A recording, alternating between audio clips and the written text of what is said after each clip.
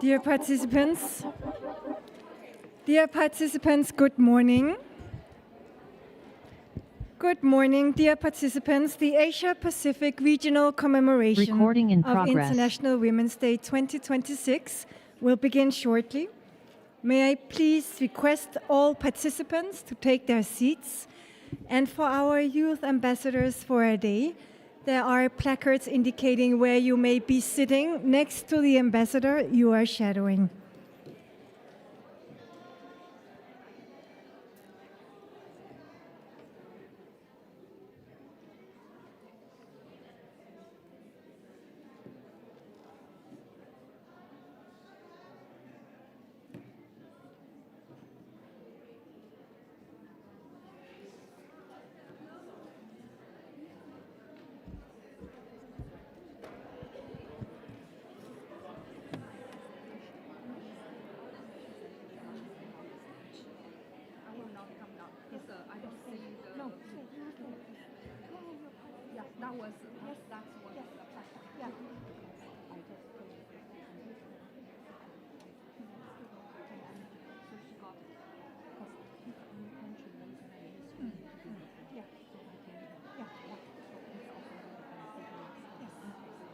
Recording stopped.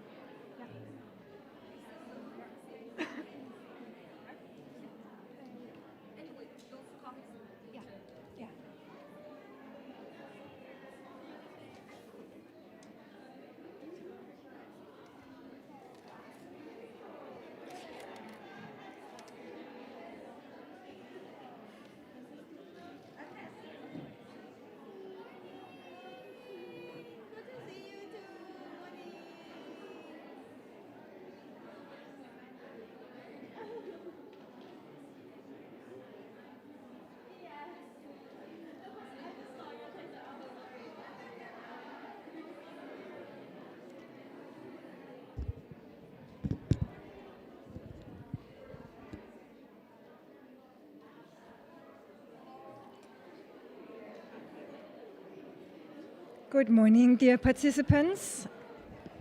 As the Asia-Pacific Regional Commemoration of International Women's Day 2026 will commence shortly, we kindly invite you to take your seats. Thank you.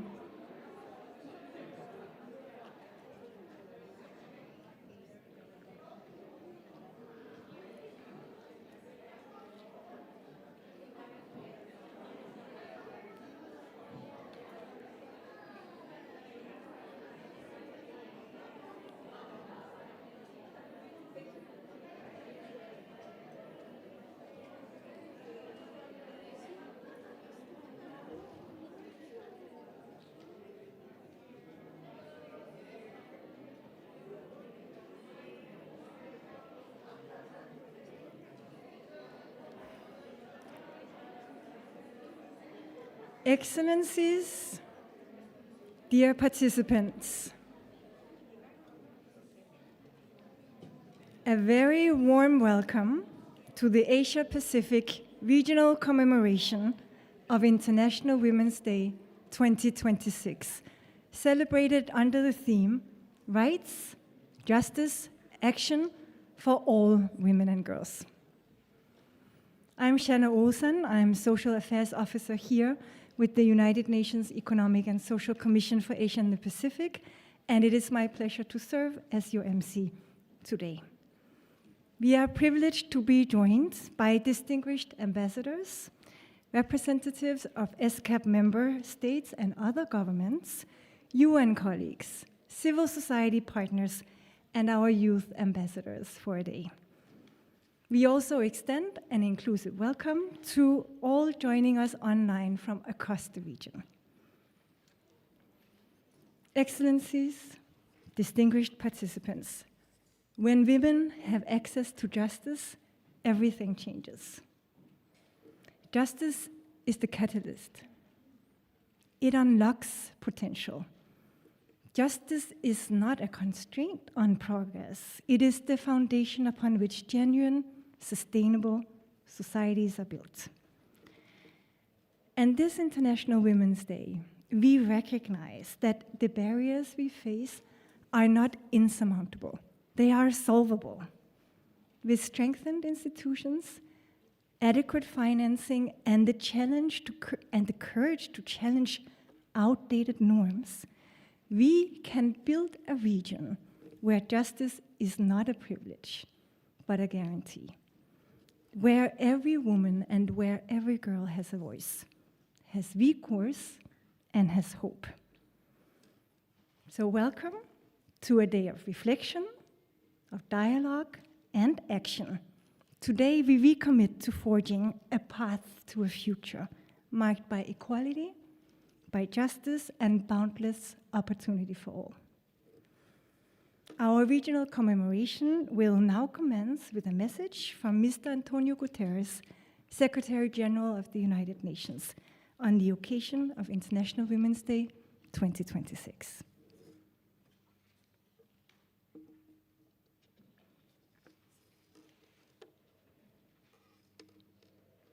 Women's rights are human rights, and investing in women and girls is one of the surest ways to make the world a better place. When women are involved in negotiating peace, agreements last longer. Women in tech make digital tools more inclusive. Women in government are more likely to pass climate-friendly policies.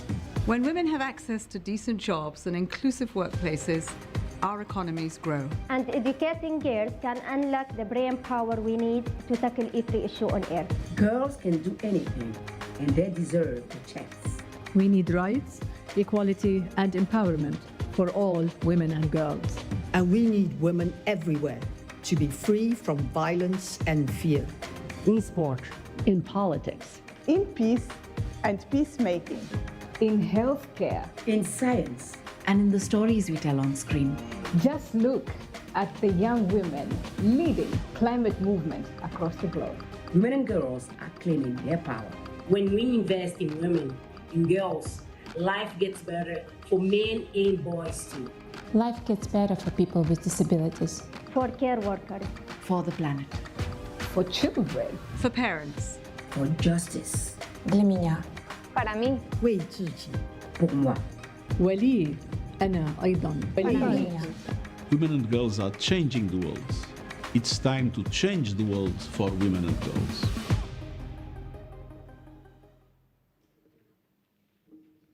And as we appreciate our Secretary General's unwavering commitment to advancing gender equality at the United Nations and beyond, it is now my honor to invite Ms. Amida Salsi Alicia Bana, Executive Secretary of ESCAP, to deliver her opening remarks.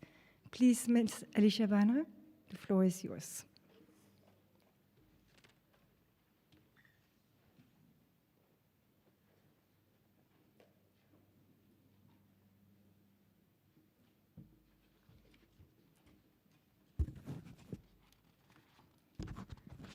Excellencies, Ambassadors, DG Kun Pinsuda, UN colleagues, representatives from civil societies, colleagues, friends, the youth shadows, distinguished participants.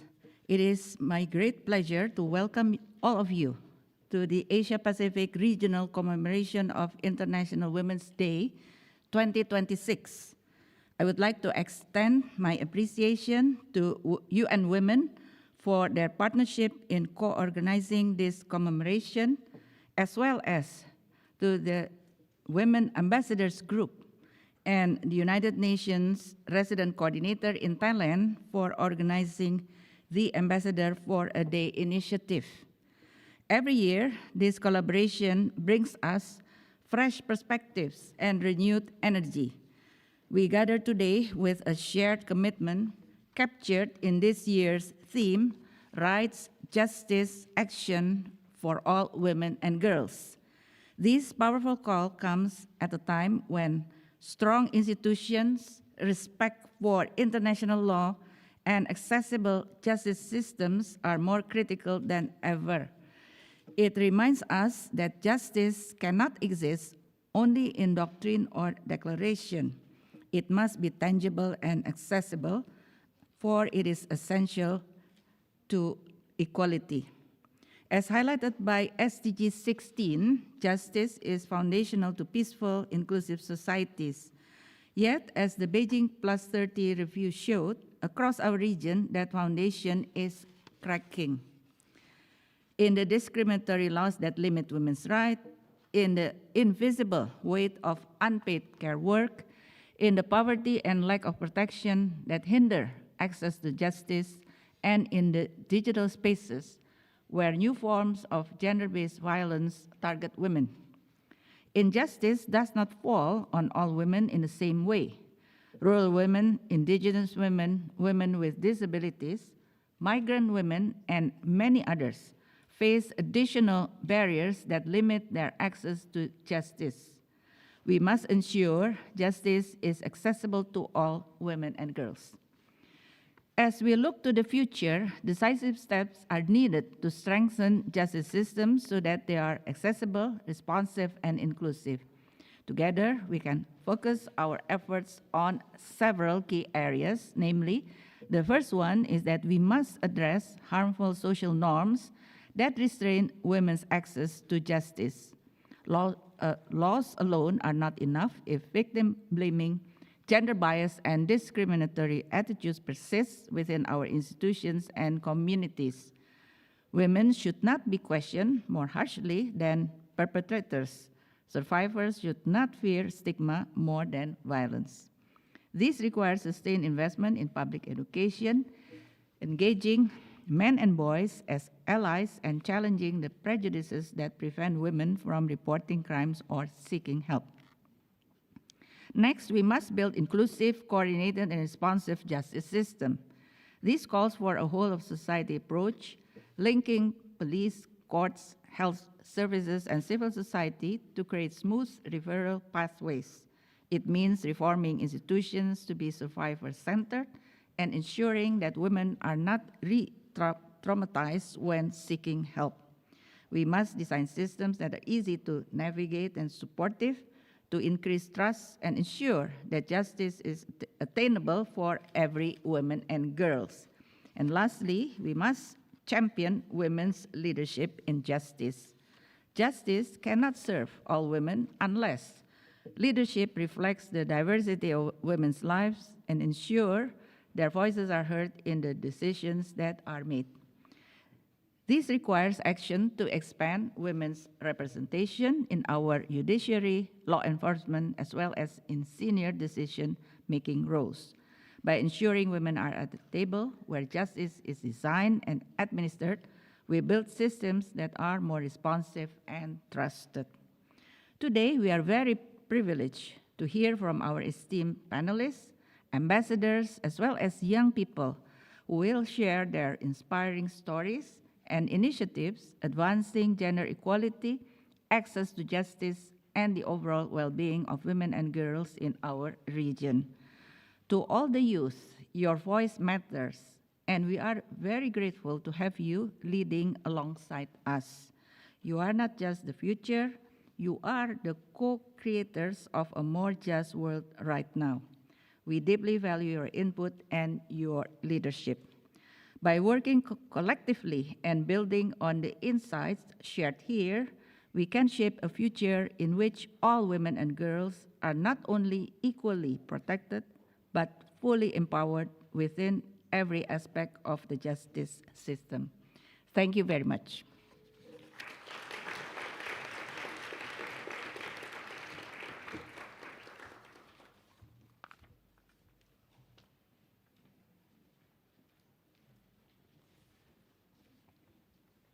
Thank you very much for your inspiring remarks, Ms. Alicia.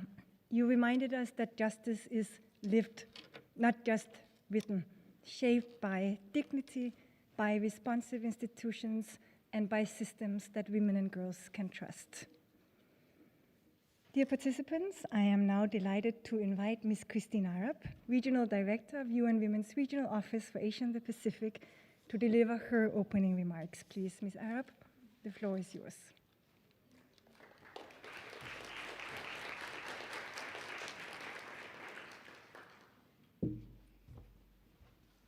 Good morning. Undersecretary General and ESCAP Executive Secretary Armida Salisa Al-Shabana, Excellencies, of which I'm so happy to see so many, and so many that are women, but also welcoming the ones that are men, distinguished delegates, partners and colleagues, and distinguished representatives from the Government of Thailand. It's a privilege to gather today with you all and with youth across Asia and the Pacific, united by a shared commitment to advancing the rights of women and girls through a lens of gender equality.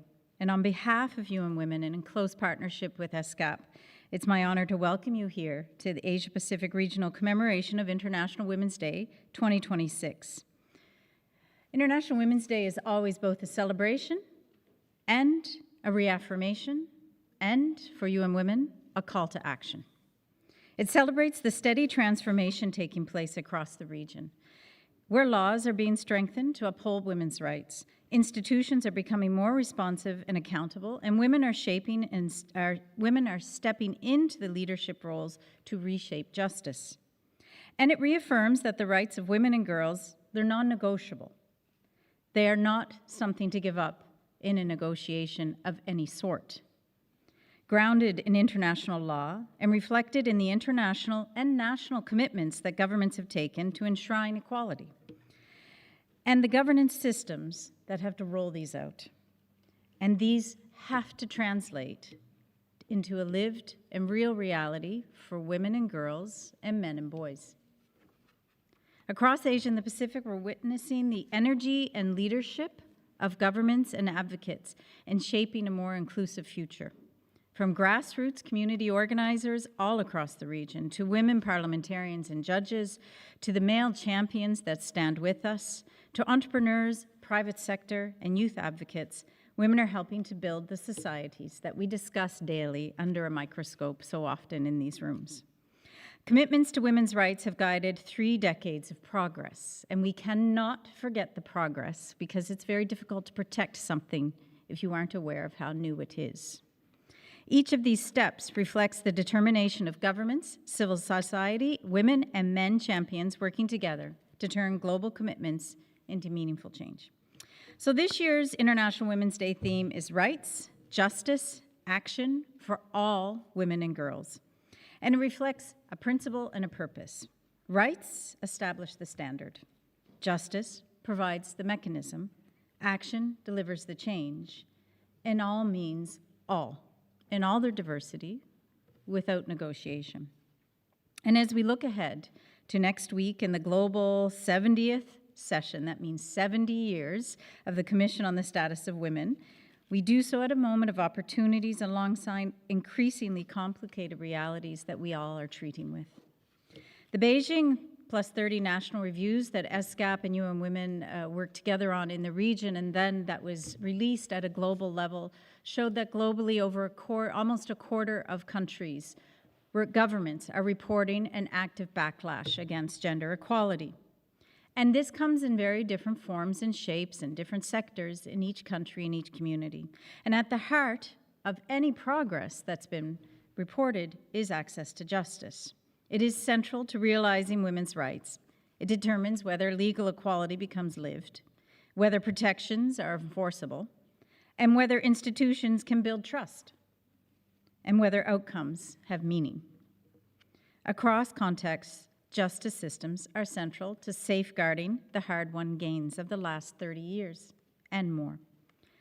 So, to always bring it down to the brass tacks, globally, women have only 64% of the legal rights of men today. And no country, none, has achieved full legal equality. Over half of the countries lack consent-based legal definitions of rape. 44% of countries do not have legislation that mandates equal remuneration for work of equal value, and 3/4 of countries allow child marriage in some form. Women face greater barriers to justice than men, with nearly 70% in nearly 70% of the surveyed countries across the world. Conflict-related sexual violence has increased by 87% in just 2 years, amid widespread disregard for international humanitarian and human rights law. Women and girls in conflict and crisis face overlapping violations, and they have the right to justice within that. In the face of these realities, we know it is the next generation that will help carry forward the gains of women's access to justice. Young women and girls, often with the championing of young men and boys, are already shaping the future of equality across our region. And a new generation is bringing creativity and determination to the advancement of women's rights and justice. Their voices are helping to challenge barriers, reimagine institutions, and build more inclusive societies. As we mark this day, we have to recognize the importance of supporting and investing in this next generation of leaders. And I want to thank the Resident Coordinator's Office of Thailand, the governments of Australia, Sweden, Philippines, Peru, and I suspect I've just forgotten a government, Austria, for everything they're doing in ensuring that the leadership of youth is being amplified through Ambassadors for a Day. In January, ESCAP and UN Women, together with UNDP, UNFPA, and UNICEF, we brought together nearly 400 stakeholders from across the region to prepare for the CSW 70, the first CSW since member states have revitalized the structure. And in that meeting of the member states and civil society and UN partners, we came to an agreement on suggested actions, which ESCAP will present shortly. And our common needs and gains together were so evident in that room, despite the political positioning that member states do take. These suggested actions, which we will hear more about in the next session, reflect a shared understanding. The future we're collectively working toward is one where rights are upheld and justice is accessible, and women and girls can lead and shape the decisions that affect them.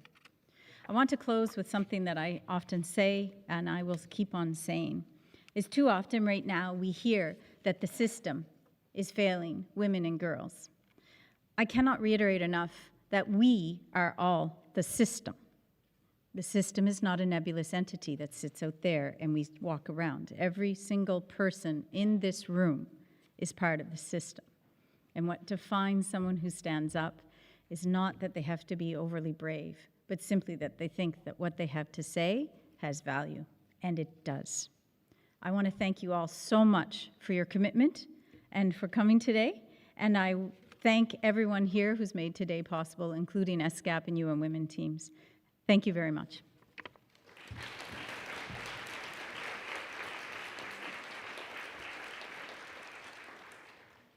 Thank you very much, Ms. Christine Arab, for your remarks.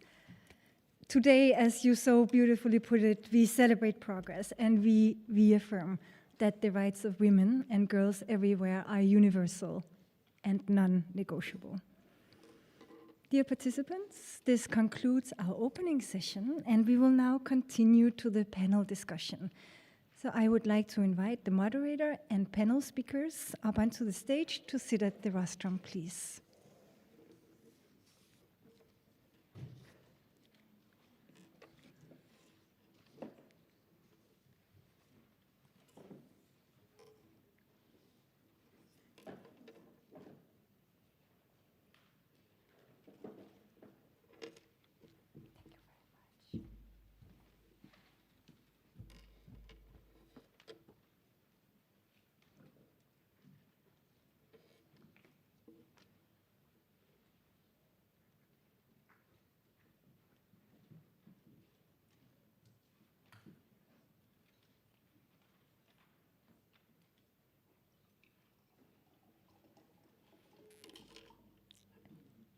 Excellencies, distinguished participants, we will now commence the panel discussion.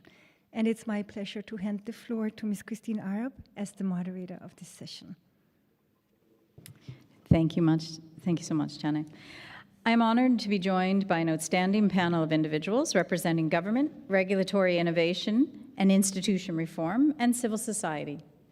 We are joined today by a mix of in-person and online, by Her Excellency Dr. Angela MacDonald, the Australian Ambassador to Thailand, Ms. Dve, the Advisor and former Acting Commissioner, Online Safety Commissioner of Fiji, who's joining us online, Dr. Pizet, the Executive Director of Thailand Institute of Justice, and Ms. Goyal, the founder and executive director of Rising Flame, an organization of persons with disabilities, also joining online. And I'm very pleased to be joined by Ms. Chai Chai, the chief of Gender Equality and Social Inclusion section of ESCAP. Before we start our panel discussion, I have the pleasure of inviting Chai Chai to present the suggested actions that the delegates for the pre-CSW for Asia Pacific agreed to in January, so that you have a sense of the plans of the member states in the room and beyond. Please, Chai Chai, over to you. Thank you, Christine. Good morning, Excellencies and distinguished participants. Today, we celebrate International Women's Day under the theme Rights, Justice, Action for All Women and Girls. I'd like to share one way our region is answering that call. Next, just over a month ago, as Christine mentioned, ESCAP and Young Women co-organized the Asia-Pacific Regional Preparatory Meeting for the 70th session of the Commission on the Status of Women, in collaboration with the UNDP, UNFPA, and UNICEF. The regional preparatory meeting focused on the priority theme of CSW 70, that is, ensuring and strengthening access to justice for all women and girls, including by promoting inclusive and equitable legal systems, eliminating discriminatory laws, policies, and practices, and addressing structural barriers. The meeting brought together representatives from over 30 governments, more than 100 civil society organizations, and experts from across our region. Together, they identified key trends, challenges, and gaps, but most importantly, concrete solutions to close the justice gap for women and girls. Next. The suggested actions from this multi-stakeholder regional consultation are consolidated in 7 categories, as shown on the screen. They are actionable, evidence-based, and grounded in the lived experiences of women and girls from across the region. As we move forward to CSW 70, which takes place in New York next week, these suggested actions will inform the region's contributions to the global deliberations. I will now touch on each of these action areas and key priorities. Next. The first set of actions address the very foundation of justice, strengthening legal frameworks. It covers the urgent need to eliminate laws that explicitly discriminate against women. The priorities on this are clear.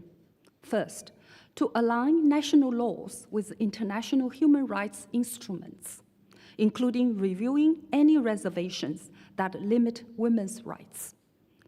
And second, to conduct comprehensive legislative reviews to identify and repeal all remaining discriminatory provisions across civil, criminal, and administrative laws. Next. The meeting highlighted the importance of building gender-responsive justice systems. This area focuses on redesigning institutions to work for women and with women in mind. It prioritizes developing whole-of-society strategies that coordinate police, courts, and social services into clear referral pathways, so survivors are not re-traumatized when seeking help. The third set of actions emphasize continued efforts to champion women's leadership across the entire justice sector. A key suggestion is to adopt temporary special measures to accelerate gender parity in senior judicial and law enforcement roles. This must be accompanied by safe working environments and stronger mentorship and professional development to ensure women from diverse backgrounds can enter and advance within justice institutions. Next. We must look beyond the law to address the negative social norms that prevent women from seeking justice. The meeting recognized the importance of integrating intersectionality as a core principle in all justice policies and recognized that women from marginalized groups face compounded barriers. It also stressed the importance of investing in sustained public education and norm-changing efforts, including the engagement of men and boys as allies. Linked to this, the meeting focused on expanding practical pathways to justice. For too many women, justice remains out of reach due to economic barriers. They highlighted the need to ensure access to affordable legal assistance and to address the systemic barriers such as unpaid care work and a lack of income that prevent women from having the time and the resource to seek justice. Next. Finally, the meeting examined the tools to achieve justice. It reiterated the need to safely and equitably harness technology and innovation. This means developing legal frameworks for digital justice solutions, such as online case filing and remote hearings, to make justice more accessible. This includes strengthening safeguards to protect women and girls from technology-facilitated gender-based violence. And none of this is possible without investment. The last action area is to strengthen financing, capacity, and data.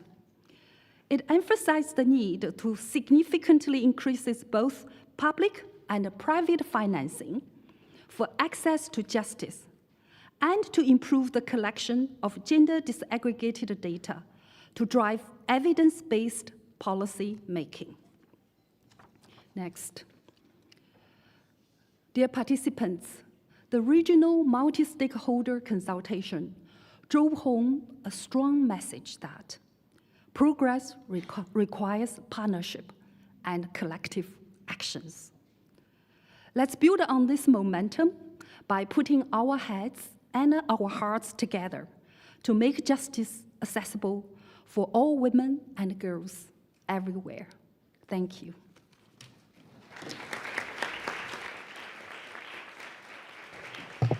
Thank you so much, Chai Chai.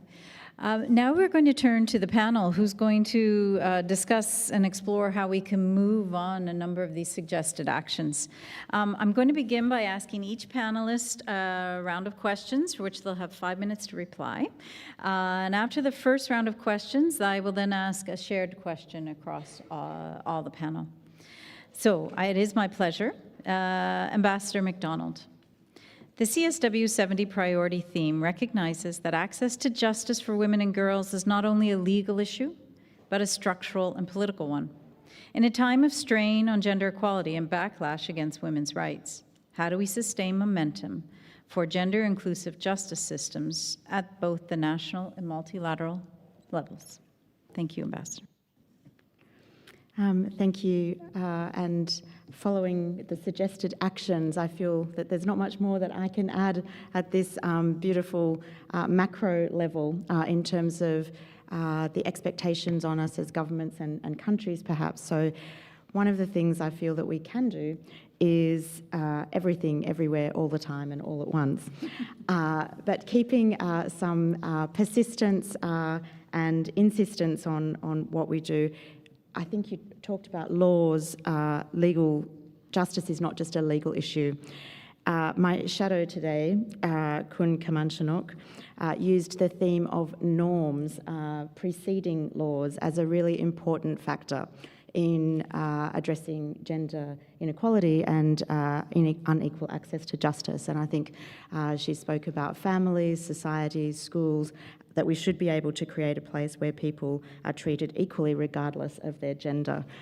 It might sound straightforward to say it like that, but obviously making that happen is a slightly more difficult task. But the fact that this is so important, something that we can all address and deal with every day, I think remains critical. Whether it's through social media, and you might expect me to say this as an Australian, through sport. Perhaps our South Asian colleagues might be more familiar with cricket than many others who are here, but the Alicia Healy, who's the Australian cricket captain, just retired from that post. Thank you to those who are cricket followers. But it's been fantastic to see actually the evolution of women's sport and the coverage of women's sport in an Australian context over the last decade or so. The Matildas, the Asian Federation Cup is being played in it, Women's Federation Cup is being played in Australia as we speak.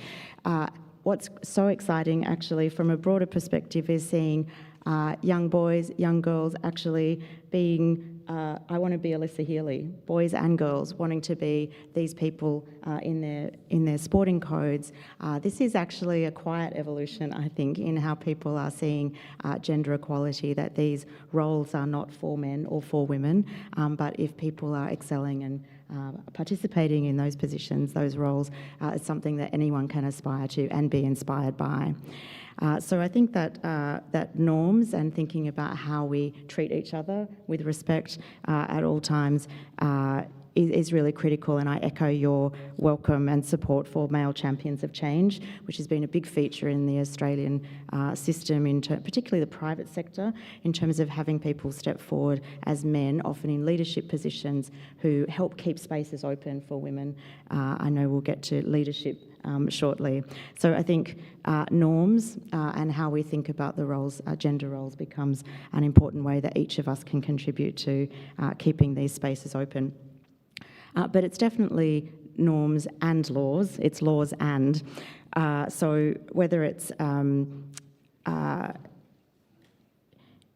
institutions, policies, budgeting, and I would like to add freedom from violence or fear, because I think, again, giving space for women in particular to speak and be part of our communities, part of our societies, part of our leadership, is to ensure that they're free from violence and fear.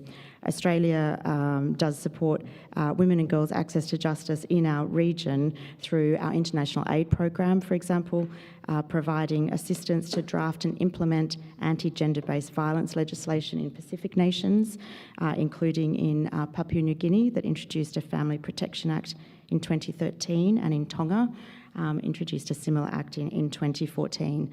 So that legislative basis is absolutely critical, but it's not enough. Obviously, the institutions that can implement those laws are so important. The Australian Federal Police provides training and capacity building to address gender-based violence in the Pacific, for example, by training local police to improve investigations, victim support and response, including in relation to family and sexual violence, delivering gender advocacy training to shift attitudes and promote women in policing. So again, I think "and" is my favourite word for today. It's laws and training and institutions and norms. One of the features, I think, over recent years too in Australia is in relation to gender-responsive budgeting. So this is at a national level, but again, really focusing, and I suspect that having a female Minister of Finance is been a critical driver in our system of having somebody promote this, but again, supported by the Australian Prime Minister and the entire Cabinet, that looking at the gender consequences of budget expenditure and budget items, and ensuring that there's an appreciation and an assessment of what the gender implications of certain policy budgeting decisions are, I think has been a game changer in bringing this to the fore in the Australian context. one small example, but that one that resonates, I think, easily is in relation to health and research, that if you start to look, medical research, if you start to look at the gender consequences of which particular diseases might be receiving more funding, there has been perhaps in the past a tendency to focus thinking that a disease that mostly affects men actually affects all people equally. We know that that is not the case. Research clearly shows that. So taking a gender approach, a gender responsive approach to budgeting actually looks at, well, who is most affected by particular diseases, particular health outcomes. How can we make sure that the money that is being allocated to address these obstacles is absolutely allocated according to need, and not by not realising what the potential implications of that are. So I know we have so many people much more steeped in the justice sector who are speaking here, but I just wanted to give some very specific examples because I think it can seem they're great calls to action, really important at that macro level, but there are things that each of our countries, each of us can do, whether it's at that legislative, institutional, policy, budgeting scale, or whether it's in how we model, mentor, accept and make space for women and girls in how we live and approach our life careers as well. Thank you so much, Ambassador. I like the everything, everywhere, all at once, and always to remember but role models are crucial, and they make such a difference, and often they don't realize that they are. I now want to turn to Ms. Devi, who joins us online from Fiji. Good afternoon, Ms. Devi. As the Deputy Commissioner for Safety, I wanted to hear about how digital spaces, from your perspective, offer incredible opportunity, but also increasingly are sites of discrimination, image-based abuse, violence, and harassment. How do we prevent online platforms from becoming parallel systems of impunity?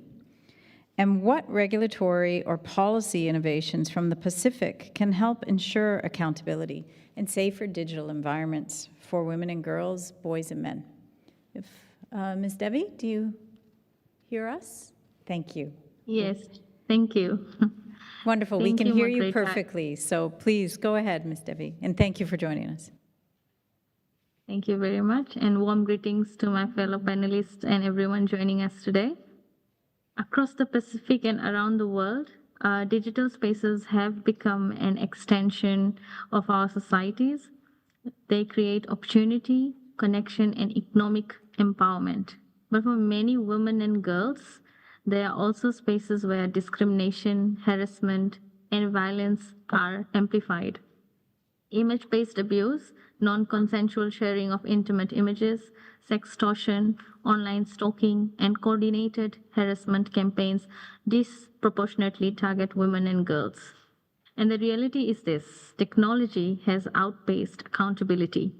For too long, digital platforms have operated as parallel systems of power where harm occurs across borders, anonymity shields perpetrators, and victims struggle to obtain justice. If we are really serious about preventing online platforms from becoming systems of impunity, there are three structural shifts that are necessary. One, clear legal recognition of technology-facilitated gender-based violence. First, we must ensure that technology-facilitated abuse is recognized clearly in the laws.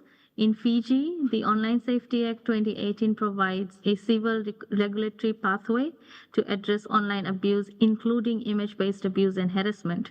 But legislation must evolve alongside technology. Across the Pacific, we are now seeing new harms such as AI-generated intimate images, deepfake pornography, sextortion targeting young women and girls, cross-border digital blackmail. Legal frameworks must explicitly recognize these harms so that victims are not forced to navigate outdated laws that were never designed for digital abuse. Justice systems must send a clear message: violence is violence, whether it occurs offline or online. Second one, platform accountability, not just platform cooperation. Second, voluntary cooperation from technology companies is no longer sufficient. For years, governments have relied on goodwill and community standards enforcement, but survivors often face slow responses, inconsistent moderation, and opaque decision making. What we need is platform accountability embedded in regulatory frameworks. These includes clear obligations for rapid removal of harmful content, transparency requirements on platform responses to abuse reports, dedicated escalation channels for regulators, stronger cooperation with law enforcement across borders. Small island states like those in the Pacific face particular challenges because harmful content can spread globally in seconds, and while our legal jurisdiction remains limited. That is why regional cooperation and global platform accountability mechanisms are essential. The third one is survivor-centered systems of support. Finally, prevention is not only about regulation. It is about building systems that support victims with dignity and compassion. Many women who experience online abuse hesitate to report it because they fear stigma, victim blaming, or retaliation. A survivor-centered response must include confidential reporting mechanisms, access to counseling and psychology support, clear evidence preservation guidance, strong coordination between regulators, police, and civil society. In Fiji, our approach has been to treat victims not simply as complainants, but as service users who deserve protection and care. This shift in perspective is crucial for justice systems globally.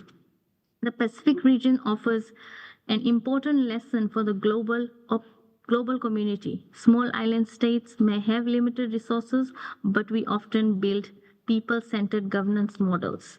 Our work emphasizes community awareness, digital literacy, partnerships between government and civil society, and culturally grounded approaches to prevention.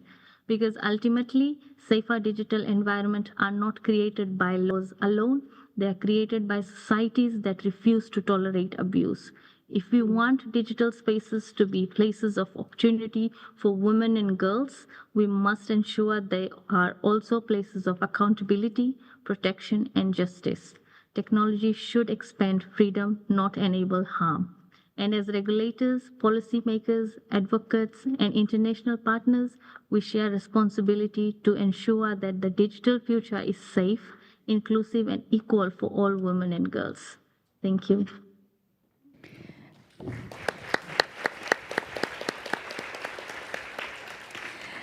Thank you so much, Deputy Commissioner Devi, and it is very good to hear such committed actions, especially, the clear recognition that it is a form of abuse, and also the dedicated channels for the regulators to actually enforce the legislation.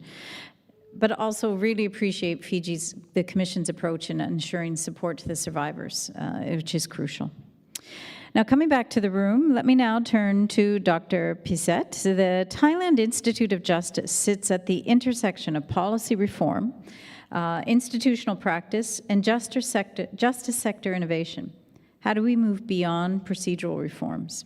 How do we ensure that we can pilot initiatives to transform the institutional culture of justice systems so that they become gender responsive in a very real way? Over to you, Doctor. Thank you so much, Christina. Good morning, everyone. It's an honor for me to represent the TIJ for this important meeting. In order to address the question raised, how to transform a big system like the justice system at the cultural level, I think we need several prongs. At least at the structural level, we need to be able to shift the system somehow, but also at the more fundamental level, we need to transform the mindset of the people involved. As you said, we are all part of that system. And based on what we have been doing at the TIJ, I think the entry point for my discussion today would be based on maybe two tracks. One track of what we have been working for so long is to promote gender-responsive rehabilitation of women offenders through the use of the United Nations standards and norms, the so-called Bangkok rules. From those experience working on the field allow us to learn about the cultural bias embedded in the system. And also we pick up a few innovative ideas and try to put it into use, like people-centered justice, that would help transform. But also in 2016, I think we at TIJ embarked upon an interesting study. It's a regional scoping study that we try to map the current situation of women working in the justice system.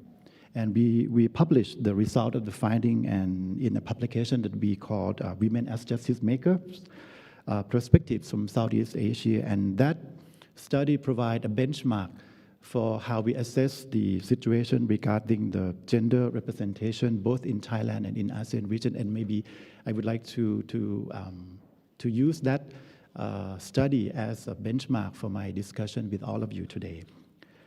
So, of course, 10 years has already passed since that study, and we need to do the second batch of that kind of study, and we are now currently undertaking that. But I think we have seen both progress in terms of representation of women in the leadership positions within the judiciary, within the social justice in several sectors. But I think we have to admit that that kind of a mixed progress, because we still see a number of persistent challenges, particularly with respect to gender imbalance within the justice personnel. And that engenders lack of sensitivity that would impact the overall quality of providing access to justice for the beneficiaries of the justice system. So I think what we probably want is the justice personnel that can operate and can do their work with a more gender lens. And we need to change that at the systemic level by focusing on both the structure of the organizational structure and also the mindset of the personnel themselves. And I think we want to maybe suggest that, for instance, if you want to tackle the institutional bias that we often see in the form of gender blindness, in the way they do their work, in the way they organize or design the rotation system, promotion criteria, evaluation standards. All of these, they can be very blind to gender, and that could create a lot of tension and unintentional bias. So to counter that, I think we can look at innovative tools like design thinking that could be used as an engine for reform. With design thinking, we can switch from trying to achieve reform through formal procedures, digging into documentations, and begin to do different things like mapping the journeys of those involved in the justice system.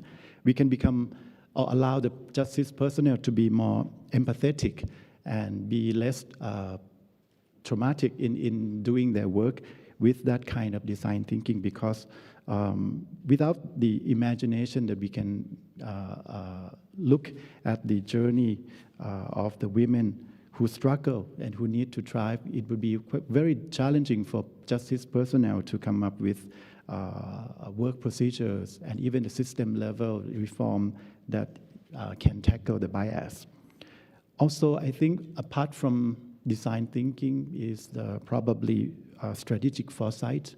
I think we need this in order to not only look at the problems of yesterday, but be ready for tackling ongoing challenges in the upcoming near future. The current situation that we face today is one example that the system needs to be able to be more resilient and adaptive.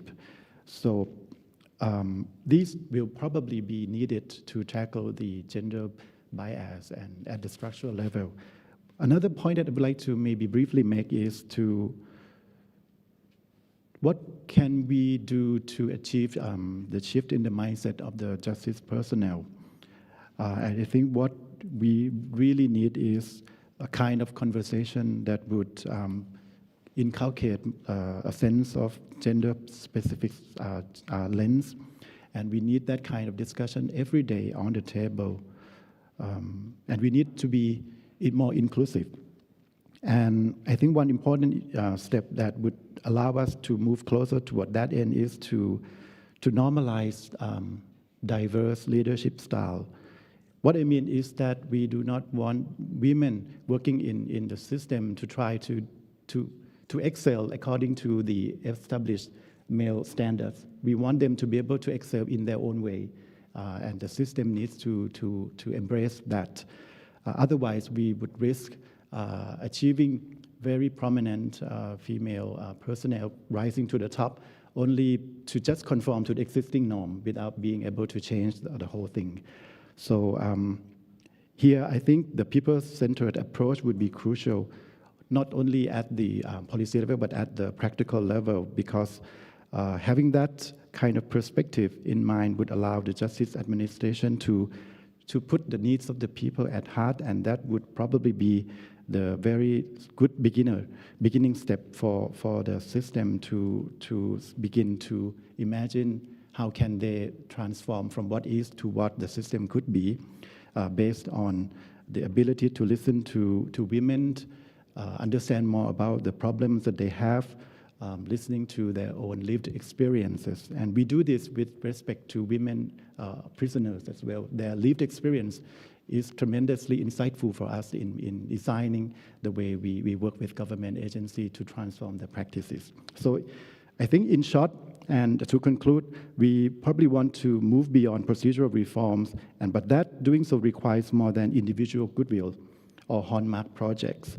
We must build institutions where fairness does not depend on personal courage and where gender responsive is embedded in routine practice. What we need is structural alignment and the shifting of mindset, and we want the change to be enduring, and we want that to not only reflect in the elevation of the status of women, but also to improve the justice administration as a whole so that it can become more effective, responsive, and probably most importantly, trustworthy for all involved. Thank you.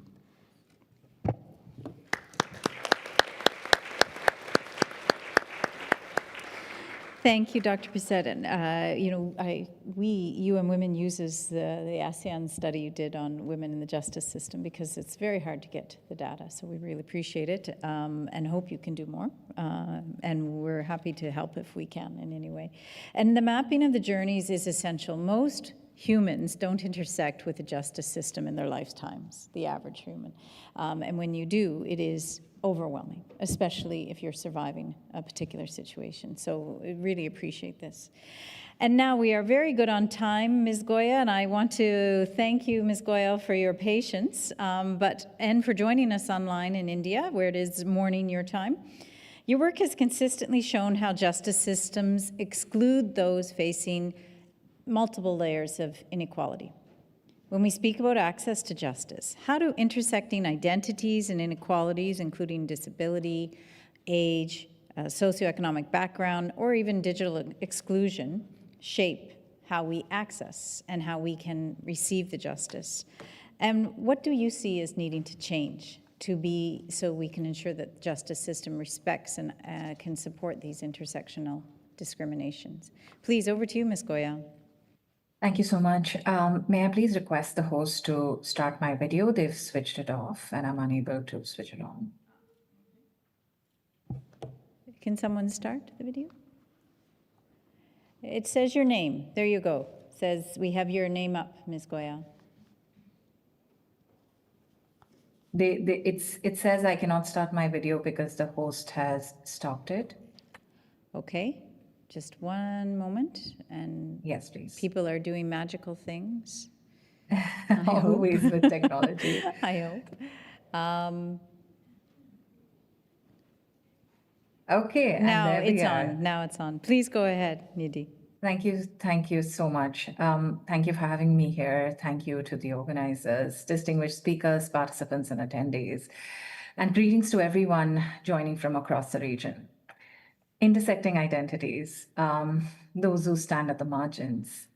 Today I'll speak about just every fifth woman in this world, because every fifth woman in this world lives with a disability. Our Asia-Pacific region is home to around 750 million persons with disabilities, including approximately 350 million of whom are women and girls with disabilities. We know the geopolitical situations, conflicts, disasters. We know that that adds to the number of persons who start living with disabilities, who acquire disabilities. Extreme forms of violence also lead to temporary and permanent disabilities. We're talking about a large population, 80% of whom live in developing countries in rural contexts and underprivileged economic lives. Across the Asia-Pacific region, when we're talking about women and girls and saying access to justice is non-negotiable, we must confront an uncomfortable truth that for many women and girls with disabilities, justice is not just delayed or difficult, it's very often structurally denied. Because policies, systems, laws, at many levels were just not designed with us, women with disabilities, in mind. We've seen that violence, and we saw in previous interventions, that violence is really high that non-disabled women and girls face. But with disability, the risk, the vulnerability is around 2 to 3 times higher. With violence, discrimination, and abuse being part of everyday lives, in spite of that, we see invisibility, silence, and denial of access to justice surrounding women and girls with disabilities. This is not really because they lack courage, and the previous speaker said that it should not be about individualized courage. It's because barriers exist at every step of the justice change. And we'll talk about 4 specific areas that we needed to work on, coinciding with what the Asia-Pacific CSW conclusions tell us, the legal frameworks, international and regional commitments, we know, including the Sustainable Development Goals, the CRPD, which is the Convention on Rights of Persons with Disabilities, CEDAW, Beijing +30, Incheon strategy, all talk about equality before the law, access to justice, safety, etc. But yet many national legal systems fall short. Guardianship regimes in many countries continue to restrict legal capacities of persons with disabilities. When a woman, imagine, is not regarded as a legal citizen, as a person, does not have an authority to make decisions of her own life, seeking justice becomes impossible and violence persists. Invisibility and stigma, the harmful stereotypes that we've been talking about. Women with disabilities largely remain invisible in discussions of women's rights and safeties and policies in addressing gender-based violence do not address the specific risks we face. National data systems rarely capture the violence that women with disabilities face. As a result, underreporting, under-acknowledgement continues. Stigma, of course, further compounds this invisibility, often perceived as dependent, incapable of decision-making, even unreliable and discredited witnesses. These attitudes discourage reporting and seeking justice and continue the experiences of violence. Bodily autonomy and integrity. Across the region, many women and girls with disabilities face violence of bodily autonomy. Institutionalization restricted someone, incarcerating someone, but also forced medication, forced treatment, in many cases forced abortion and sterilization are lived realities, despite laws preventing action without free and informed consent. Such practices are often justified in the name of protection and care, particularly for women living with psychosocial and intellectual disabilities. They undermine the decision-making rights of women and girls with disabilities and their dignity. Well, when you don't have control over your body or life, the foundation of justice is weakened. And therefore, the last but a very, very critical point is access. What do we mean when we say access? Access to physical and digital mechanisms of reporting, right from your police stations to your courtrooms, to just information available or denial in accessible formats, to shelter homes where rescue can be done, to temporary rescue shelters or even operations. We're talking about digital mechanisms and online safety, mechanisms that allow redress to access redress from a distance.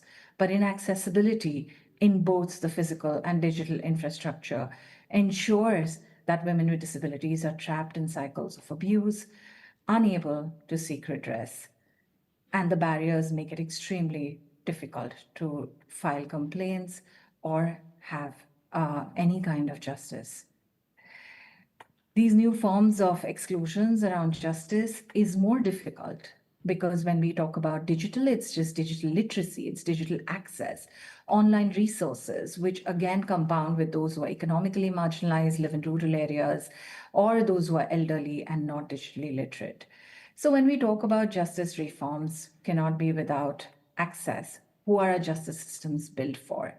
We need change in the mindsets, challenging stigma. We need legal reforms to include and repeal laws that discriminate.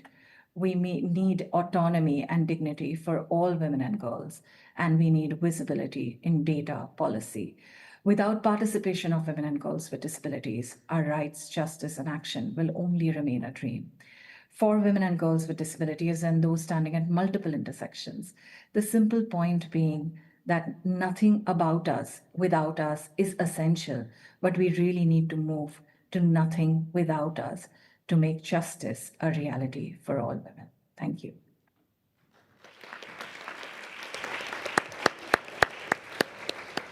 Thank you so much, Ms. Goyal. And I mean, the structural denial of justice for 1 in 5 women in the region is a really stark number, and you've laid out the challenges and the complete abuse of rights that so many women are struggling with. So thank you so much for this. Now, to stay on time, because that's my job, we are going to put everyone on the spot. We have heard today about the structural challenges, the social norm changes, how individual voices intersect with the structural challenges. And I'm so happy to see so many regional directors and UN representatives in the room, because I should stress, justice is an issue that is treated with by multiple UN agencies and very strongly in this region. So thank you for being here today. I'm going to put you each on the spot in the order that you originally spoke, which means, Ambassador, you first. If there was one thing that you would change in the system of justice so women can access justice more fairly, what would it be? And you have 30 seconds. The increased inclusion of women in the fora and decision-making roles that run our societies and make the decisions about the allocation of resources. In the Pacific, for example, women make up 8.2% of parliamentarians. I'm convinced that women can succeed and contribute on merit if we can help remove the obstacles that allow women to participate in these important fora. Thank you so much, and you've set the standard. You've kept to the 30 seconds. So, Ms. Devi, I go to you online. Again, one thing you would change in the system itself so women can better access justice. I would love to be in 30 seconds, though. So if I could secure one transformative structural shift in the next 5 years, it would be a binding regional framework that holds technology platforms accountable for technology-facilitated gender-based violence. Today, we've seen digital abuse often crosses borders faster than our justice system can respond. A perpetrator may be in one country, the victim in another, and the platform headquartered somewhere else entirely. This fragmentation allows online abuse, particularly against women and girls, to thrive in gaps between jurisdictions. You did an excellent job, and perfectly said. Thank you so much. Dr. Pisset, same question, same time frame. Thank you. I think I would probably pick a easy one. I would love to see the revival of the female cadet in the police force. It has been in the past for several years, but it's been suspended or abandoned. I think we need this not only to increase the female representation, but also to allow the male colleagues to be able to appreciate the difference through the interaction while training. So I hope that would be a small but lasting change to advance gender equality in the long run. Thank you. Thank you so much, Dr. Pisset, and it's an excellent point, and it's not one unique to Thailand. It is a challenge across a number of the countries in the region, so thank you for that. Ms. Goyal, last but certainly not least, you have 30 seconds. One significant change you would make to the justice system. One significant change, if I had to make, I would remove the guardianship clause, ensure full legal capacity for all women and girls with disabilities so that they can make decisions about their health, about their bodies, about marriages, about entering into contract works and accessing justice on their own. Legal and social guardianship. When I say social guardianship, the stigma that believes us to be incapable of making our own decisions, both need to go away, and full capacity, both legal and social, need to be reinstated for all women and girls, including women and girls with disabilities. Thank you so much, and that's an excellent way to end the panel, and an excellent, and should not be a lofty goal. It should be a reality that we could achieve in most countries, if not all. I want to thank Ambassador and colleagues for being here today, online from Fiji, India, Thailand, Australia. I really appreciate everything you've captured, and from leadership to the structural changes to how we access as individuals to the very complex but increasingly being tackled online justice that we require. And thank you all. And now I hand over to the moderator. Thank you so much.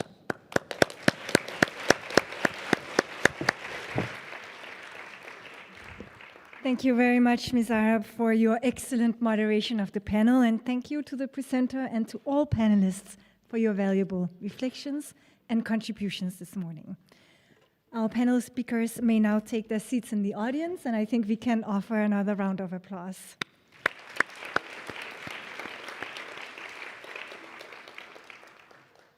Excellencies, distinguished participants, it is now my pleasure to announce that we will commence the segment of the 2026 edition of the Ambassadors for a Day competition. I would like to invite the moderators and panelists to take their seats at the rostrum, please.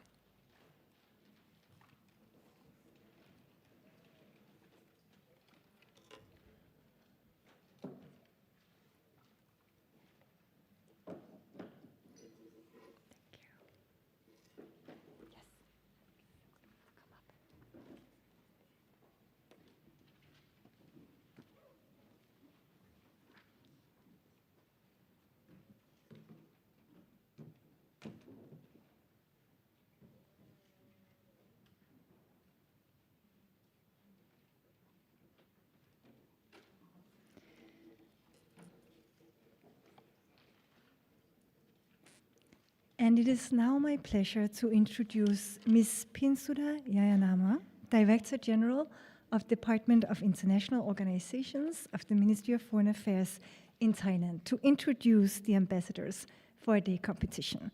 Ms. Yayanama, please, the floor is yours.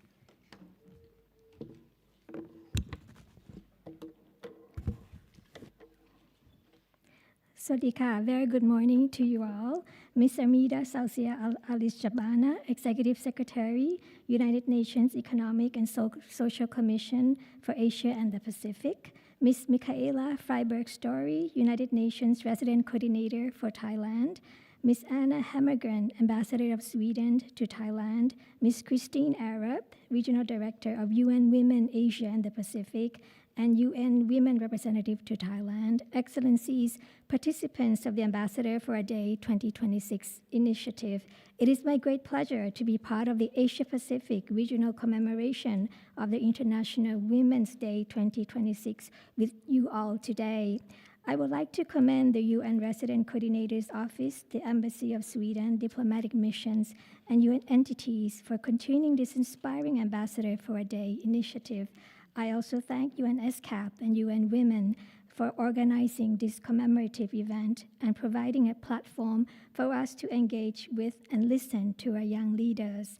The theme of this year's International Women's Day, Rights, Justice, Action for All Women and Girls, calls on us not only to reaffirm our commitment to gender equality, but to ensure that justice is accessible for all women and girls in practice.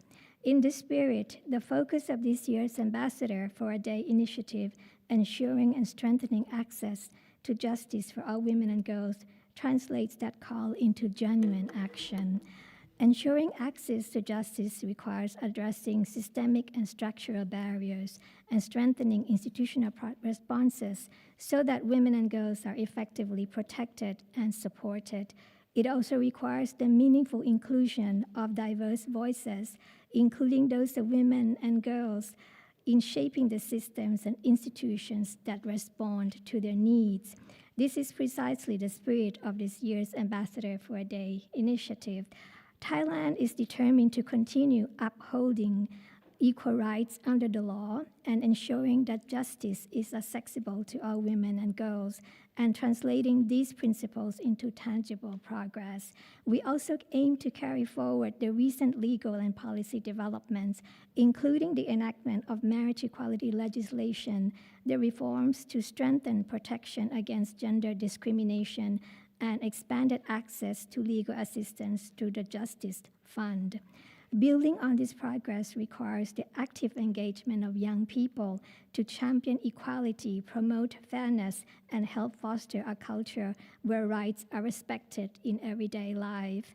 I have witnessed the remarkable potential of our youth through their creativity, conviction, and courage. Their ideas and perspectives remind us that the pursuit of rights and justice must continue to evolve and advance with each generation. So let us support each other in this journey. Thank you very much.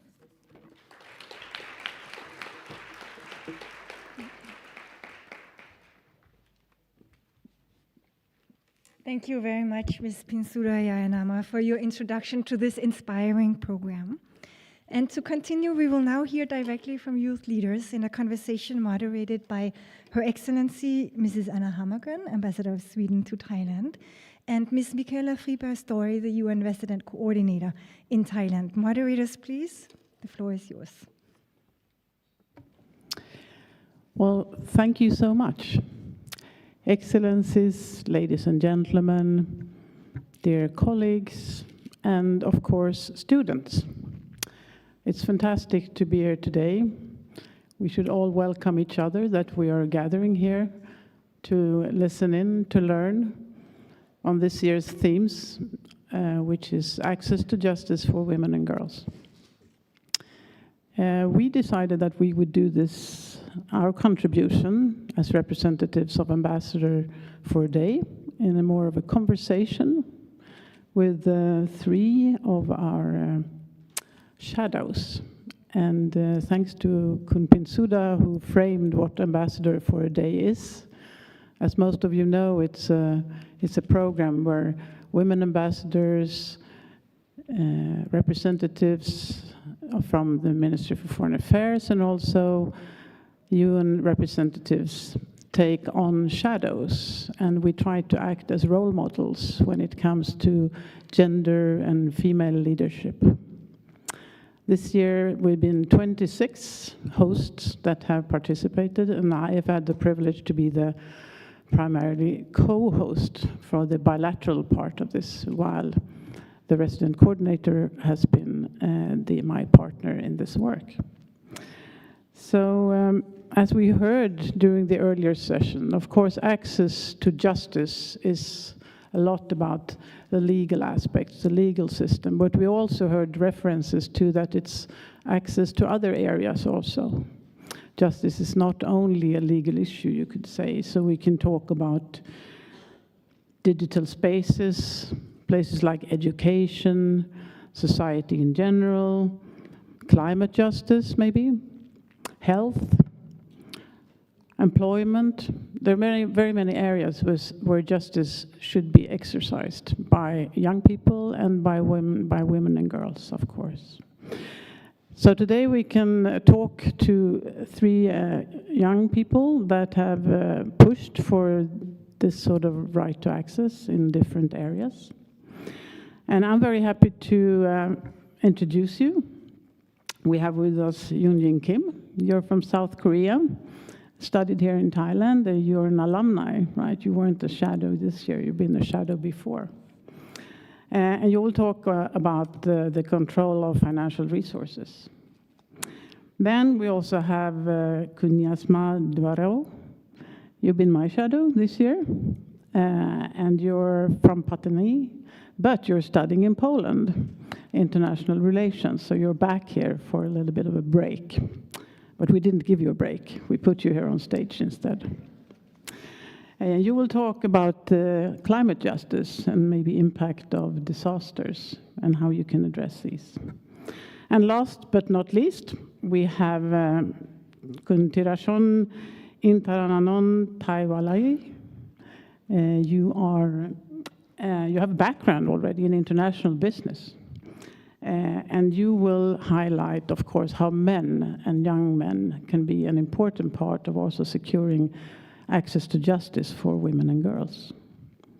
So with this introduction, I will also precise that we have, this is a thing that you will learn in your future careers. There's always a limit to the time you have, right? So also in this conversation, I would ask you to limit yourself to around 3 minutes when you take the floor. And with those recommendations, I'll hand over to Michaela. Thank you very much for that, Ambassador Hammargren, and thank you, Anna, and good morning, everyone here. It is fantastic to see so many real ambassadors, if I use that term, and so many temporary ambassadors for a day. It's fantastic to have you here. Thank you also, you and colleagues, for leading and showing our international multilateral platforms for this. Anna, as you said, we're now going to dive into a number of different aspects that our young experts here will share with us. And I'm so glad to sit here together with Juni, Niasma, and Tirashon. And I'm going to start by turning to you, Juni. As Anna said, we would like to ask you a little bit about the gender gap pay. I know this is something that you've looked at when it comes to the resources between men and women and what are the economic differences that you see. So my question to you is, I'm asking you to expand a little bit on this and then also to share what you see as maybe the most important steps that we could take to close this particular gap. Over to you.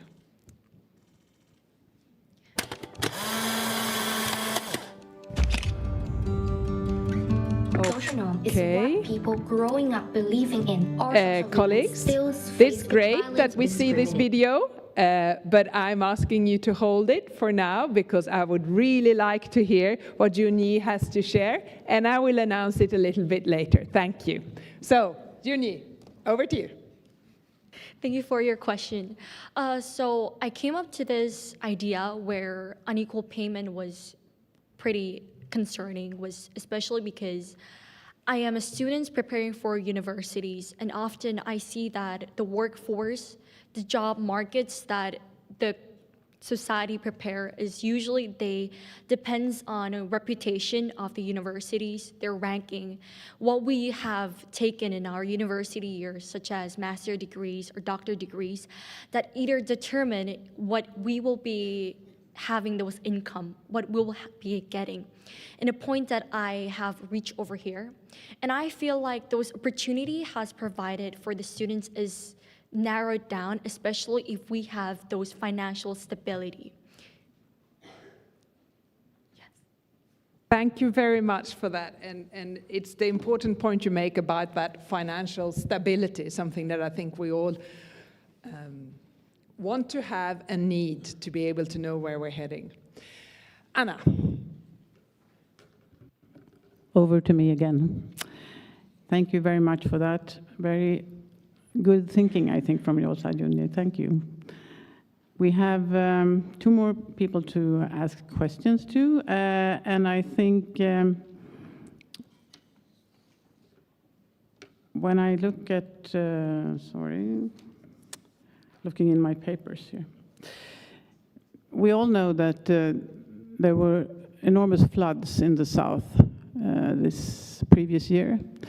We all know how devastating it was for many people, the humanitarian situation, how much efforts that were made. And you are from that part of the country. So if you look at what happened, maybe you could see that the impacts were improportionate in certain ways. Could you reflect a little bit upon that, say what you saw, and maybe sort of look at your own experiences, or maybe your friends, families? Last year, in the southern part of Thailand, including my hometown in Pattani, we experienced severe flooding. For many people, climate change can be seen as a distant problem that they only saw on the news. But for us, it did happen directly in our community. What I've learned from that is that climate change does not affect everybody equally. Because for many people in my communities, their main sources of incomes come from rubber tapping. But when flooding, when unpredictable weather happens, work stops, income stops. And this can create a pressure within the household, especially for women. For single mothers in particular, this even becomes more harder because they are the main provider for the families. And this situation is even more difficult for a women who have lost their husband due to the long-standing violence in the 3 southern provinces of Thailand, because they have to take care for their children, and also at the same time, they also have to manage the household and find a way to survive. This is why, for me, I believe that responding in the climate change, we must move beyond environmental problem, because it is also about the question of fairness and equity, and it is about recognizing who is the most affected and ensuring that their voices are heard, included in the solution. Thank you. So, Niasma, what would you have hoped? Could you have hoped for anything else, anything additional from the leaders? What I want the leader to have is, as I previously mentioned, that I want the leader to understand that climate change is not only about environmental problem, because at the same time, the people in my communities, it also affect their livelihood, it also affect their family stability, and it is also affect the futures of their children. And I wish the leader would understand that vulnerability is layered, because women in my communities, they are not only dealing with the climate issues, because at the same time, they're also dealing with social and economic burden. So when we design the policies without recognizing those factors, we might miss the voices of the people who needed help the most. Thank you. Can I ask you another question too? Sure. So do you see that you as a young girl or boy could have an impact here? Yes, I believe that what we as a youth can do is we can act as a bridge to connect between policies makers and also communities, because we are the one who have a direct experience on these issues. And we can bring our stories into a larger discussion like what I am doing today. And one more thing is we also have a powerful tool such as social media. And I believe that through social media, we can raise awareness, we can share our experiences, and we can connect our local problem into a larger conversation. Thank you. Thank you very much. And I think you you expand a little bit what our colleague, Dr. Angela MacDonald, said before. You said something about everybody, everything, all the time, all at once. If you add everybody to that, but make it a more positive connotation, maybe, it is that everybody can do something. No one can do everything, but everybody can do something. Thank you very much for that. Over to Kun Tirashon. You made a very good video as a contribution to enter into the Ambassador of a Day competition and to be appointed shadow. You've been the shadow at the ILO. In that video, you showed and you gave very many good examples of how you can act as a man, as a young man, in order to strengthen access of justice for girls. So please, could you give us some examples? Okay, thank you, Mrs. Anna. So to begin with, first I want to state one important fact, is that I'm not speaking here as an expert. I'm speaking here as a beginner. A beginner in gender equality, a beginner in diplomacy, and the most important of all, a beginner in life. So first of all, I want to take you a little bit of my background. I consider myself really fortunate to be surrounded with so many great women, strong women, throughout all stages of my life. My mother, she is a real leader, doing everything, taking care of me, despite the fact that she's ill. I figure that this is probably because she was raised by a single mother as well, my grandmother. And this also includes, apart from my family, this also includes teachers, friends, colleagues at work. So all of them shape me to who I am today. And in fact, I wouldn't be standing here today if I had not met someone a year ago. She inspired me, she changed me. And I spent 5 years of my life studying business. And it's not really it for me. It's not fulfilling. So she inspired me to change the trajectory of my career, the trajectory of my life. And now I'm living again. So now coming back to our question, a little bit of detour. And you see, I'm really fortunate to be surrounded with great people who have positive impacts on my life. But each individual life is different. It is distinct.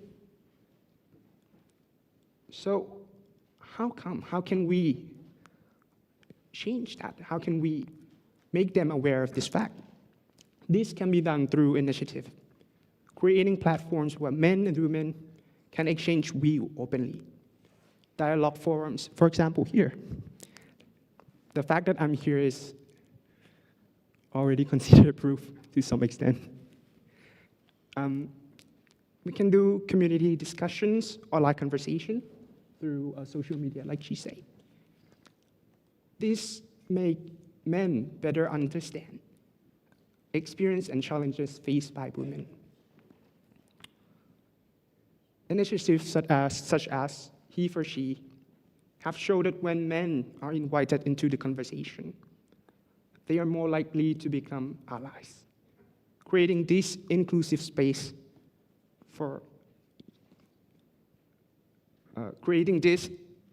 spaces help transform gender equality from women issues into a shared responsibility. Developing awareness and capacities to empathize with each other. In the end, this is just a talk. So what we must do is that we must walk the talk, take actions, work in one direction, one commitment toward one future. Thank you.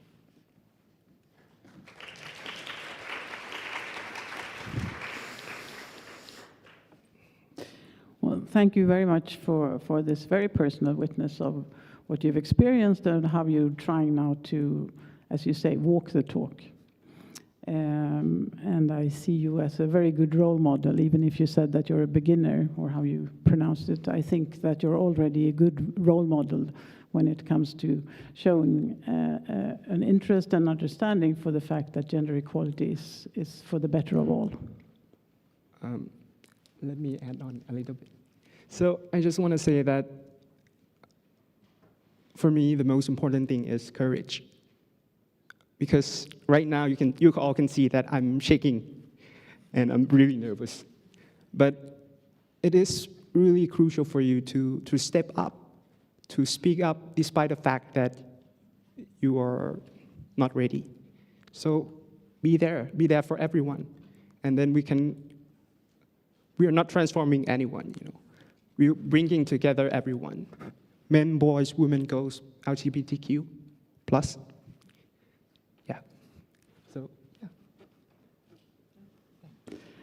Thank you so much. Thank you to all panelists.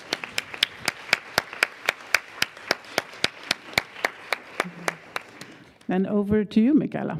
Thank you so much, Anna, and thank you, Yunyi, Niasma, and Tirashon. I think you really gave us an example of what young, bright people can put forward to advance the gender dimension in our work.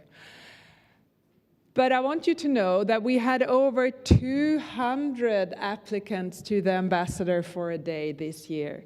And out of those, we had the opportunity to select close to 50.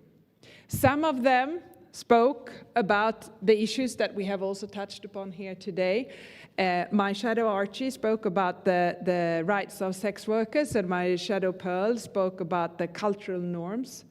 And what did the others speak about? Let's have a look at the compilation of the video of all our winners of Ambassador for a Day.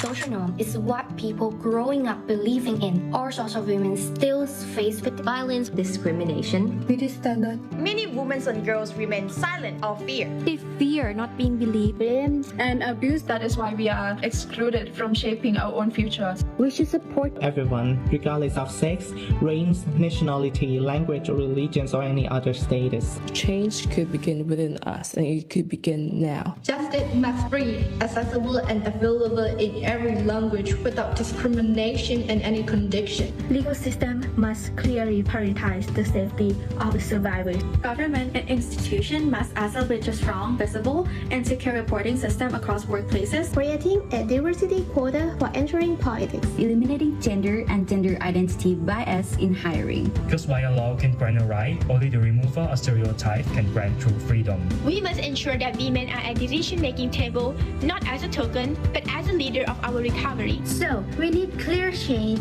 Sexual and reproductive health services must be confidential and non-judgmental. Mental health screening should be routine. Health workers must be trained to recognize bias, protect privacy, and respond to violence with dignity. A strong health system must leave no one behind. Technology should not profit from harm. We should have fairness, safety, and accountability for everyone. I want to use my social media to raise public awareness about the struggle faced by immigrant workers today. Justice must be brought closer to communities. By integrating social media and educations, we can turn awareness into real access to justice. This is why education matters. Education must seriously include teaching all of us about gender equality, human rights, and also how we should respect each other from a very young age. We need to use AI generate insight to train our medical staff in gender sensitivity. I strongly believe that the power to change lies in our hand.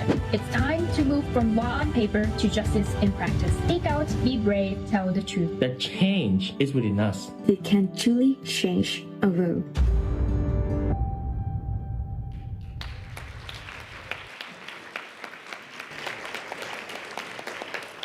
Pretty impressive, right? And this is really what happens. When we see this, we really are reminded that when young people are given platforms, such as Ambassador for a Day, they don't just participate. They lead, they question, and they inspire. And they actually also follow. And they get answers, and they become inspired. It's a win-win. And I think that many of us who had the opportunity to participate in the wonderful reception last night, we were inspired of the amazing address by Minister Supaji last night. Because this is the thing, when women serve as senior government representatives, as ambassadors, or as UN heads of agencies leading multilateral platforms, when we take space and raise our voices, we do more than just occupy a position. We send a strong signal that every boy and girl can see. We say that a woman's voice belongs around the decision-making table, not the kitchen table. We say that our voices shall be heard in the public sphere, not the private room.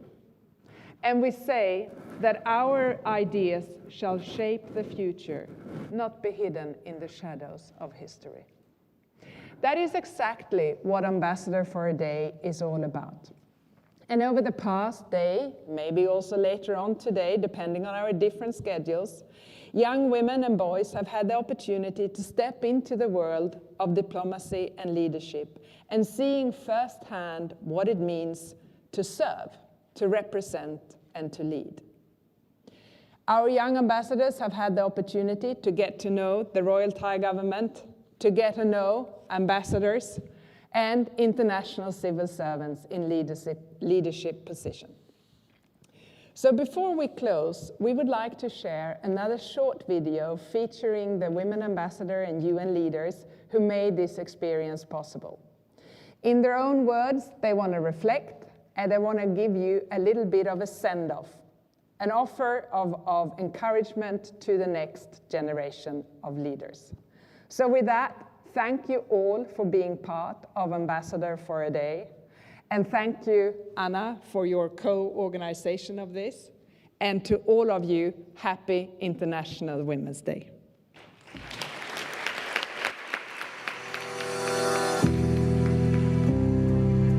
Your leadership makes a difference every day. Be strong, be inclusive, keep going, and keep inspiring. The world needs you. If you believe it, you can make it happen. There is space for you in the story, in the room, at the table.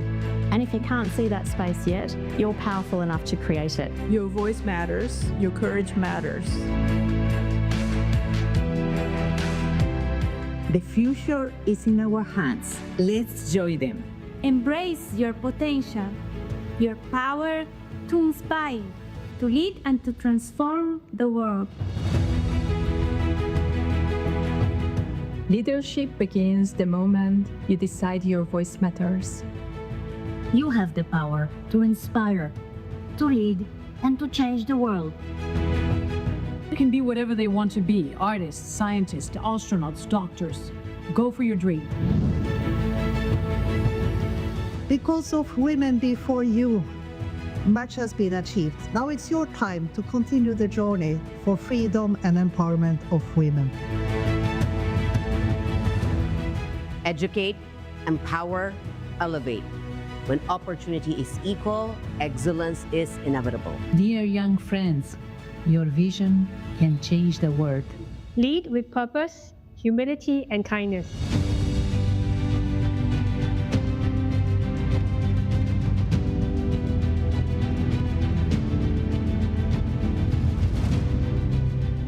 Happy International Women's Day.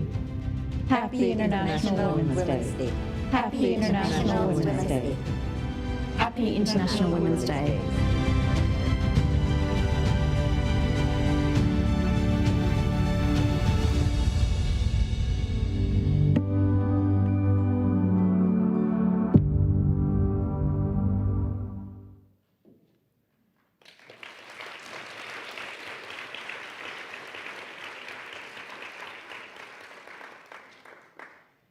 Happy International Women's Day indeed, and thank you very much, Ambassador Hammargren and Ms. Wiberg-Story, for your excellent and thoughtful moderation, and to the panelists for your inspiring reflections. Excellencies, distinguished participants, as we come to the close of the regional commemoration, I would like to extend my sincere thanks to all participants for your presence, for your engagement, and your valuable contributions today. Your voices and your commitment truly embody the spirit of this International Women's Day. And I would also like to extend a sincere thanks to our International Sign Language interpreters. This now concludes our regional commemoration, but before we adjourn, we kindly invite all participants to participate in the official photo opportunity. We will take 2 photos. The first one featuring Ambassador for a Day hosts and other government heads of delegations and UN heads of entities. And the second photo will include all participants. So for the first photo, we will be featuring Ambassador for a Day hosts and other government heads of agencies and UN heads of entities. And for the second photo, include all participants. So for our first photo, may I please ask the event co-organizers, the Executive Secretary of ESCAP and the Regional Director of UN Women, as well as the co-organizers of the Ambassadors for a Day competition, the ambassadors from Peru and Sweden, as well as the UN Resident Coordinator, to come to the center of the floor and facing up towards our camera team, who will be taking 2 photos, both in bird's eye view and directly looking into the camera. And may we invite all other ambassadors, all other government heads of delegations, and United Nations heads of entity, please, to join at the center of the floor. So we are now setting up the first photo, the first one featuring Ambassador for a Day hosts and other government heads of delegations and UN heads of entities. There will be a second photo which will include all participants.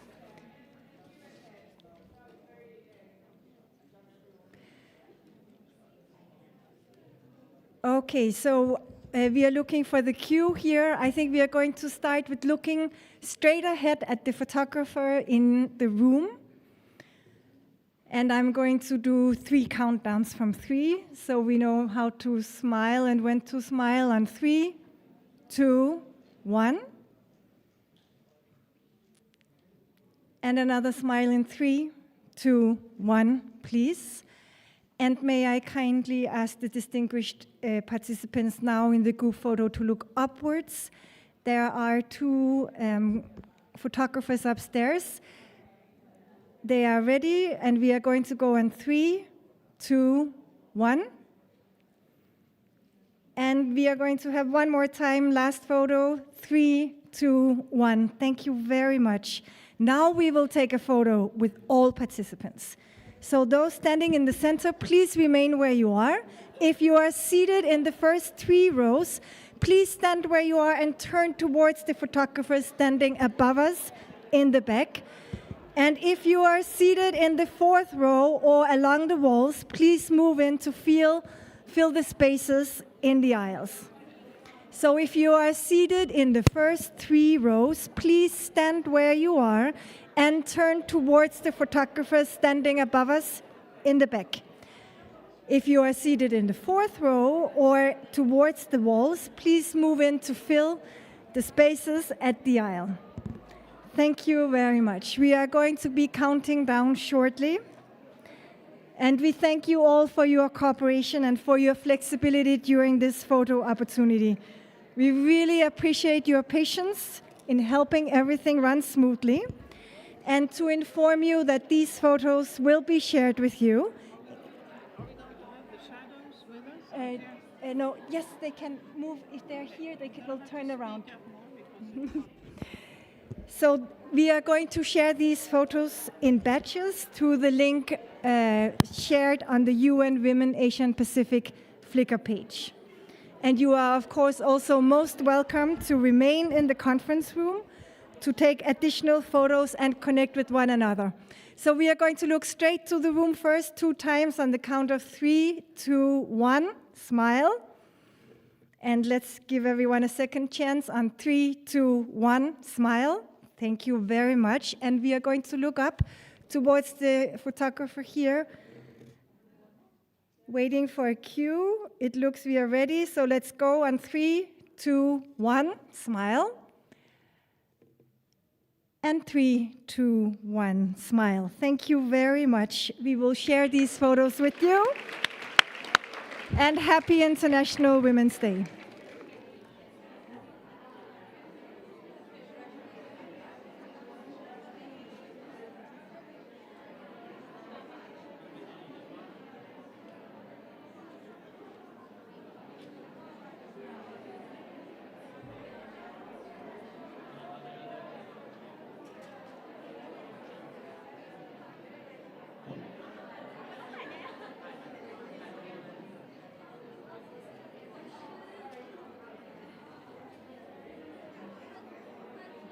Recording stopped.